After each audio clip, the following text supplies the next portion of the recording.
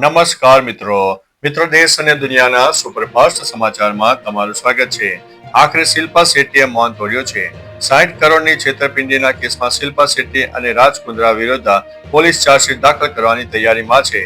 શિલ્પા શેટ્ટીએ આ આરોપીને પાયા વિહોણા ગણાવતા કહ્યું છે કે તેઓ કંપનીમાં માત્ર નોન એક્ઝિક્યુટિવ પદ પર હતા અને નાણાકીય નિર્ણયોમાં તેમની કોઈ ભૂમિકા નહોતી। ઉલટાનું તેમના પરિવારે કંપનીને 20 કરોડની લોન આપી હતી, જે હજુ સુધી પાછી મળી નથી। અન્ય મહત્વના સમાચારની વાત કરીએ તો ભાજપ કાર્યકર્તાની હત્યાનો મામલો, 4 આરોપીને આજીવન કેદ। Ahmedabad city civil and session કોર્ટે 2022ના ખાડિયા બીજેપીના કાર્યકર્તા હત્યા કેસમાં 4 આરોપીઓ મોન્ટુ, વિશ્વરામી, જયરાજ અને સુનિલ બજાણિયાને આજીવન કેદની સજા ફટકારી છે। આરોપીઓ પર આઈપીસી કલમ 302, 120B સહિત અને ગુજરાત પોલીસ એક્ટ 135 હેઠળ ગુનો નોંધવામાં આવ્યો છે। મોન્ટુ નામદાર અસલાલી નજીક નામદાર ફાર્મ હાઉસમાંથી પોલીસને ચપ્પો આપીને ભાગી ગયો હતો, પરંતુ 1 મહિના બાદ તે પકડાઈ ગયો હતો। અન્ય મહત્વના સમાચારની વાત કરીએ તો હિજાબ ઉતારવાની ઘટના પર વિવાદ વકર્યો છે। બિહાર મુખ્યમંત્રી નીતિશ કુમારની મુસ્લિમ મહિલાના હિજાબ ઉતારવાની કથિત ઘટના પર વિવાદ વકર્યો છે। મહારાષ્ટ્રના સંભાજીનગરમાં પરિષદમાં ચૂંટણી પ્રચારમાં એમના નેતા અને પૂર્વ સાંસદ ઇમ્તિયાઝ જલીલે નીતિશ કુમાર અને યુપી મંત્રી સંજય નિષાદને ખુલ્લી ધમકી આપી હતી। યવતમાલમાં જાહેર સભામાં જલીલે નીતિશને ધમકાવ્યા અને નિષાદ સામે અપશબ્દો અને અભદ્ર ભાષાનો ઉપયોગ કર્યો, જેનો વિડીયો સોશિયલ મીડિયામાં વાયરલ થયો છે। અન્ય મહત્વના સમાચારની વાત કરીએ તો હલ્દીરામમાં વિદેશી રોકાણ, ગ્લોબલ વિસ્તરણની તૈયારી। અમેરિકી ઇન્વેસ્ટમેન્ટ ફર્મ એલ કેટરરને ભારતની આઇકોનિક બ્રાન્ડ હલ્દીરામમાં વ્યૂહાત્મક ભાગીદારી કરી છે। આ રોકાણ દ્વારા હલ્દીરામને તેની સપ્લાય ચેઇન સુધારવા અને આંતરરાષ્ટ્રીય બજારમાં પ્રભુત્વ વધારવામાં મદદ મળશે। સંજીવ મહેતાના નેતૃત્વ હેઠળ કંપની ગ્લોબલ એક્સપર્ટાઇઝનો લાભ લેશે। ઉલ્લેખનીય છે કે અગાઉ ટેમ્સ્ટોક અને આલ્ફાવેવ જેવી કંપનીઓએ પણ હલ્દીરામમાં મોટું રોકાણ કર્યું હતું। અન્ય મહત્વના સમાચારની વાત કરીએ તો ડંકી રૂટ ગેંગનો પર્દાફાશ। ઈડીએ દિલ્હી અને હરિયાણામાં 13 સ્થળોએ દરોડા પાડીને ગેરકાયદેસર વિદેશી મોકલાતી મોટી ગેંગનો પર્દાફાશ કર્યો છે। કાર્યવાહીમાં 4.62 કરોડની રોકડ, 313 કિલો ચાંદી અને 6 કિલો સોનાના બિસ્કિટ સહિત 19.13 કરોડની સંપત્તિ જપ્ત કરાઈ છે।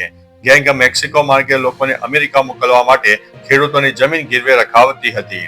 ફેબ્રુઆરીમાં અમેરિકાથી ડિપોર્ટ કરાયેલા 330 ભારતીયોના કેસમાં પણ આ ગેંગની સંડોવણી સામે આવી છે। અન્ય મહત્વના સમાચારની વાત કરીએ તો ધુરંધરના મુંહ પર નિક જોનસનો ડાન્સ। સોશિયલ મીડિયા પર ફિલ્મ ધુરંધરના ગીતો અને ડાયલોગ્સ પર ખૂબ જ રીલ બની રહી છે। આ દરમિયાન પ્રિયંકા ચોપરાના પતિ નિક જોનસ પણ આ ટ્રેન્ડમાં છે। તેમણે ફિલ્મના શરારત ગીત ઉપર ડાન્સ કરતો પોતાનો એક વિડીયો બનાવ્યો અને તેને ઇન્સ્ટાગ્રામ ઉપર શેર કર્યો। વિડીયોમાં તેમનો ભાઈ પણ તેમની સાથે ડાન્સ કરતો જોવા મળી રહ્યો છે। ચાહકો નિકની શૈલીને ખૂબ પસંદ કરી રહ્યા છે। અન્ય મહત્વના સમાચારની વાત કરીએ તો ગુજરાત ભાજપ સંગઠનને લઈને મોટા સમાચાર। શહેર અને જિલ્લા પ્રદેશ પ્રમુખોની વરણીને લઈને ટૂંક સમયમાં જાહેરાત થશે। તબક્કાવાર જિલ્લા અને શહેરનું માળખું તૈયાર કરાયું છે।